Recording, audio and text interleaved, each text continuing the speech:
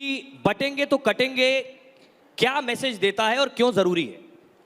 अच्छा मैसेज है लेकिन देर से दिया गया है, पहले देना चाहिए था। इस देश में सच बोलने वालों को लोग हेट मॉन्गर कहने लगे हैं और झूठ बोलने वाले लोग जो हैं वो इंटेलेक्चुअल कहलाने लगे हैं। कोई बेटी सच बोले तो एक मजहब के लोग चौराहे चौराहे निकल करके खड़े होंगे और कहेंगे सर तन से जुदा हो जाएगा। इसके मतलब आप चाहते हैं कि देश के अंदर में हिंदू, मुस्लिम, सिख, ईसाई इनको सबको बांट दें? डिबेट में नहीं आया। नहीं, अपनी बात करते हैं। 47 को बांट दिया। देश को पीछे क्यों ले जाना चाहते हैं? नहीं है। देखिए पुष्पेन जी, ये आपके लिए है कि सारी खुदाई एक तरफ और सिर्फ मुसलमानों के लिए लड़ता सपाई एक तरफ। मुसलमान आप कह रही सरफराज ने राम गोपाल मिश्रा पर गोली चलाई, ये गिरिराज सिंह से प्रेरित था? देखिए मैं नहीं गलत। Hello friends, young debate show YouTube channel में आपका स्वागत है। आज की डिबेट में हम देखेंगे कि जब एंकर ने पुष्पेंद्र कुलश्रेष्ठ से हिंदुओं को जातियों में बांटने पर सवाल किया तो उन्होंने बखूबी ही बहुत ही अच्छा जवाब दिया, लेकिन उनका जवाब सपा प्रवक्ता अनुराग भदौरिया को अच्छा नहीं लगा तो वह उन्हें ही बुरा भला कहने लगे। तभी भाजपा प्रवक्ता शिवम त्यागी ने अनुराग भदौरिया एवं आरजेडी प्रवक्ता कंचना यादव को बहुत अच्छी तरह से धोया है। तो डिबेट का पूरा मज़ा लेने के लिए वीडियो को अंत तक ज़रूर देखें, जिससे आपको पूरा डिबेट अच्छी तरह से समझ में आए। धन्यवाद। सर, अनुराग भदौरिया कह रहे हैं बटेंगे तो कटेंगे दरअसल देश को बांटने का फॉर्मूला है, जोड़ने का नहीं। आप जरा एक बार बताइए कि बटेंगे तो कटेंगे क्या मैसेज देता है और क्यों जरूरी है? अच्छा मैसेज है लेकिन देर से दिया गया है, पहले देना चाहिए था। अच्छा बात नहीं है। इस देश में सच बोलने वालों को लोग हेट मॉन्गर कहने लगे हैं और झूठ बोलने वाले लोग जो हैं वो इंटेलेक्चुअल कहलाने लगे हैं।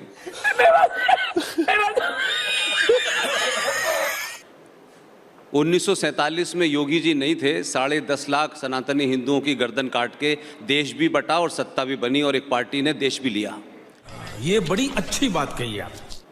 तो सवाल ये है कि बटने की बात जब कही जाती है तो ये उन लोगों के दिमाग में आता है कि वो किसी खास लोगों से कह रहे हैं, देश के तमाम लोगों से कह रहे हैं बटने के लिए। आपके जहन में क्यों आता है कि सिर्फ हिंदुओं के लिए कहा गया है? अरे बाप रे, ये तो धोती खोल रहा है। ये तो आपकी सोच है।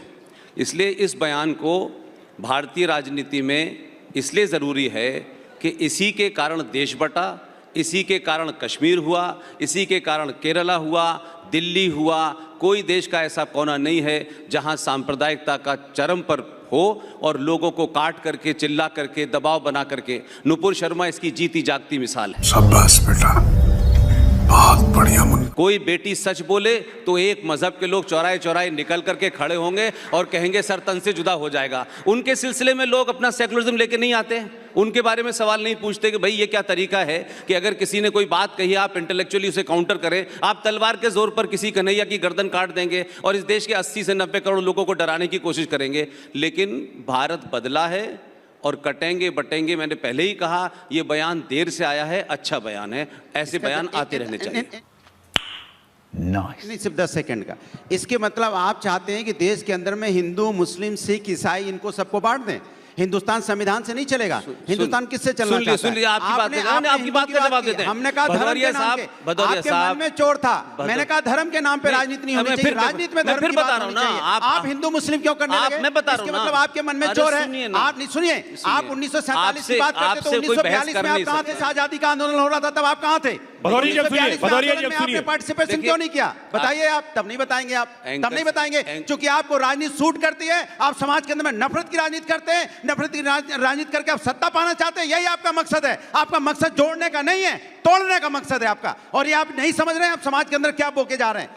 आपकी हमारी भदौरिया जी, आप समाज को क्या देके जा रहे हैं? भदौरिया जी सुनिए, 10 सेकंड पुष्पेन जी, फिर मैं दूसरे के एक बात मुझे, टीवी डिबेट के लिए काफी हैं भदौरिया साहब। नहीं, आपने आप यहां नफरत की बात बोले तो मैंने आपको टोका। मैंने आपको नहीं, आप एक बार विकास का नाम नहीं ले पाए, एक बार बेरोजगारी का नाम नहीं ले पाए। हिंदू, मुस्लिम, सिख, ईसाई सब बेरोजगार हैं या नहीं? अरे आप करें ना इस काम के लिए, मैं तो नहीं पॉलिटिक्स में हूं।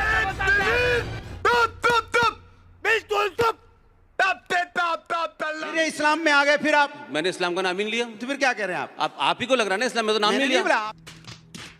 भी बोला हिंदू भाई आपसे बहस करने नहीं आया हूँ, इनके फंक्शन में आया हूँ। आप टेलीविजन में जो बहस करते हो, नफरत की बात नहीं, आप मुझे मत बताइए क्या नफरत है। Don't tell me what is नफरत। काटने हम आपको चूतिया नहीं बना रहे हैं, आप चूतिया की बात क्यों? हम सब हिंदुस्तानी हैं, आप नहीं है हम सब एक हैं। आप नहीं है, मैं बोलता हूँ आप नहीं है। मैंने आपको नहीं मानता, नहीं मानता आपको मैं। आप दिन भर टेलीविजन पे बकचोदी करते हैं।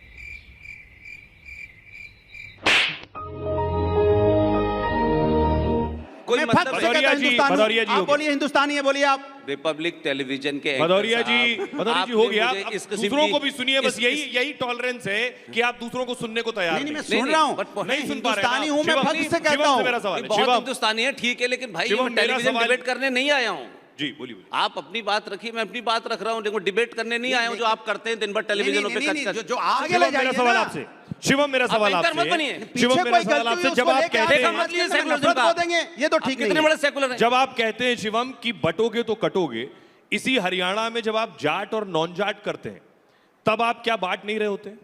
देखिए पुष्पेंद्र जी, ये आपके लिए है कि सारी खुदाई एक तरफ और सिर्फ मुसलमानों के लिए लड़ता सपाई एक तरफ। अबे साले, तभी मेरा माफ करना, गुस्से में इधर उधर निकल जाता हूँ। आ गया आप इनसे कितना भी हम कहते हैं, आप प्लीज ये बीच में नहीं है, हर जगह गुंडे ठीक नहीं रहती। मतलब शांति से बात कर लेंगे, रुको जरा।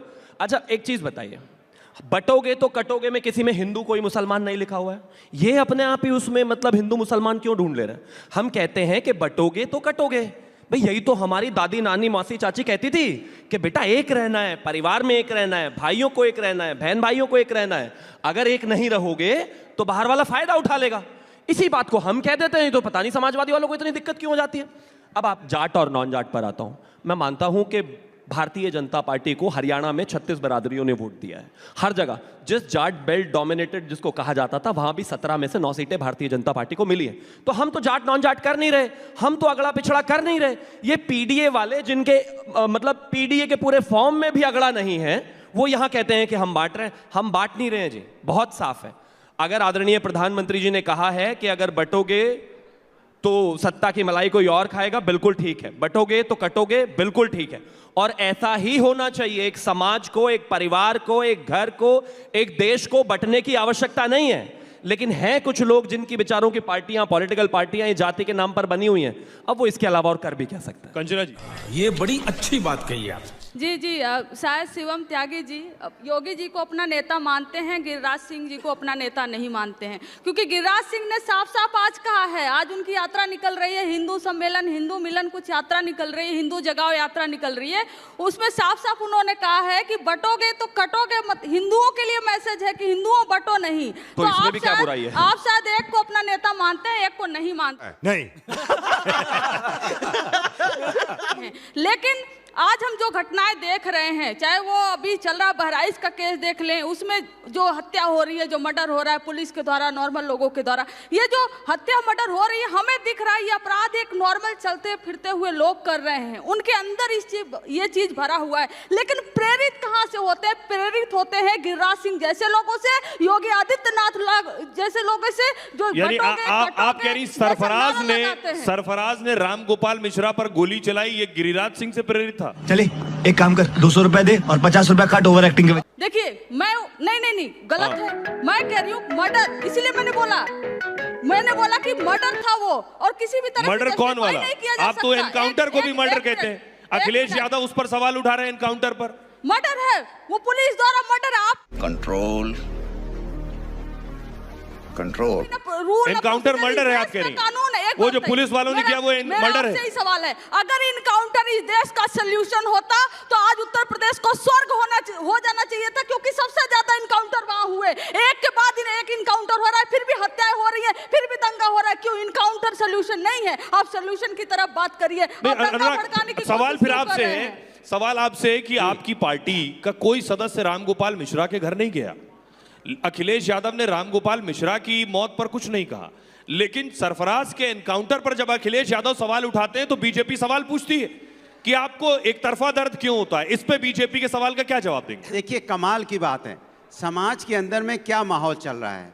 एक सरकार उत्तर प्रदेश में भारतीय जनता पार्टी की है। जब भारतीय जनता पार्टी की सरकार है तो पुलिस क्या कर रही थी, एलयू क्या कर रहा था, एलआईयू डिपार्टमेंट क्या कर रहा था, इंटेलिजेंस डिपार्टमेंट क्या कर रहा था, पुलिस प्रशासन क्या कर रहा था? भाई आपने रेकी क्यों नहीं की? आपको पता है कि वहां से जुलूस निकलेगा, कोई अप्रिय घटना हो सकती है, तो आपने क्यों नहीं वैसे व्यवस्थाएं की? आपने पहले आपकी पुलिस की कमजोरी की वजह से, पुलिस की नाकामी की वजह से आज हमारे बीच में रामगोपाल मिश्रा नहीं है। बोलने दे, तकलीफ हुआ है बेचारे को, बोल।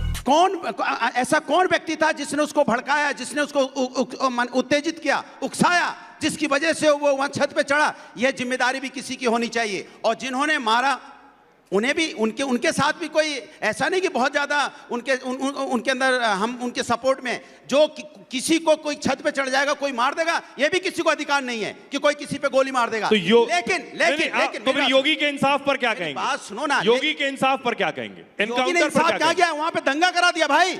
इधर रामगोपाल, यहाँ पे रामगोपाल मिश्रा जी की मौत हुई, उधर यहाँ बेगुनाहों के घर जले। तो साला ये दुख का खत्म नहीं होता बे। किसी का ट्रैक्टर जल गया, किसी का घर जल गया, किसी की बैलगाड़ी जल गई, और आपको मजाक समझ में आ रहा है? साले का खोपड़ी तोड़ साले। ना ये परेशानी उत्तर प्रदेश की है और ना ये परेशानी कानून व्यवस्था की है। सिर्फ इस देश में हर जगह जहां पर भी रामनवमी की यात्रा है तो पत्थरबाजी है, दुर्गा विसर्जन है तो पत्थरबाजी है, गणेश विसर्जन है तो पत्थरबाजी है। क्यों भाई? उत्तर प्रदेश है तो पत्थरबाजी है, वेस्ट बंगाल है तो पत्थरबाजी है, पंजाब है तो पत्थरबाजी है, झारखंड है तो पत्थरबाजी है। क्यों भाई? अभी मजा आएगा ना भिड़ो। और ऐसा कैसे? ये हर जगह क्यों हो रहा है? ऐसा नहीं है कि झंडा उखाड़ दिया तो इसलिए गोली मार दी। अरे झंडा उखाड़ दिया तो गोली मार दोगे क्या? कमाल बात हो गई। झंडा उखाड़ दिया उसके बाद पुलिस नहीं है क्या? छोड़ दीजिए इस बात को भी। आप मुझे एक चीज बताइए, ये सिर्फ इतना नहीं है, बार बार मैंने अपने देश में हर तरह के प्रोसेशन निकलते हुए देखे। ईद पे भी प्रोसेशन निकलता है, और इसके अलावा और जो उनके त्योहार है उन पर भी प्रोसेशन निकलता है, लेकिन कभी उनको तो कभी किसी चीज की जरूरत नहीं पड़ी, उनको तो सिक्योरिटी की जरूरत नहीं पड़ी। शिवम त्यागी ने तो कभी पत्थर उठाकर नहीं मारा। अरे बाप रे, ये तो धोती खोल रहा है। अगर उनको खतरा नहीं है तो मुझे खतरा क्यों है? मुझे पुलिस क्यों चाहिए अपना त्योहार मनाने के लिए? नहीं चाहिए भाई, वो अपने आप ही समझ ले तो बहुत साफ हो जाएगा। और अब रही सरफराज की। 10 सेकंड। इन्होंने कहा कि सरफराज का जो है हत्या है और वो प्रेरित है भारतीय जनता पार्टी के नेताओं से। ये कुछ लिस्ट है: भारत यादव, ध्रुव त्यागी, गंगाराम, अंकित सक्सेना, किसान भरवाड़, कमलेश तिवारी, उमेश कोले, कन्हैया मित्तल, रिंकू शर्मा, रुपेश पांडे, रतन लाल, हर्षा, प्राची, निकिता, विष्णु गोस्वामी, चंदन, प्रशांत, नीरज, ट्विंकल। इसमें 2-2 साल की बच्चियां भी हैं जिनको मॉब लिंच किया गया। इनके पीछे कौन सा प्लान है भाई? देखा आपने लापरवाही का नतीजा है। इस पूरी दुनिया में लिंचिंग एक ही जगह से क्यों हो रही है? पत्थरबाजी एक ही तरफ से क्यों होती है? और ऊपर से समाजवादी वाले आ जाते हैं। प्रॉब्लम साफ है, जो मुस्लिमों का वोट चाहते हैं, जो उनकी तरफ चाहते हैं, उनका एजेंडा बहुत क्लियर है। हिंदुस्तान में उत्तर प्रदेश में अखलाक की लिंचिंग हुई थी, यही समाजवादी के लोग थे। इन्होंने बाकायदा उसको 30 लाख तो दिए ही दिए, उसके 3 भाइयों तक को भी मुआवजा दिया। पूछना जरा इनसे कभी किसी और को दिया? अनुराग जी,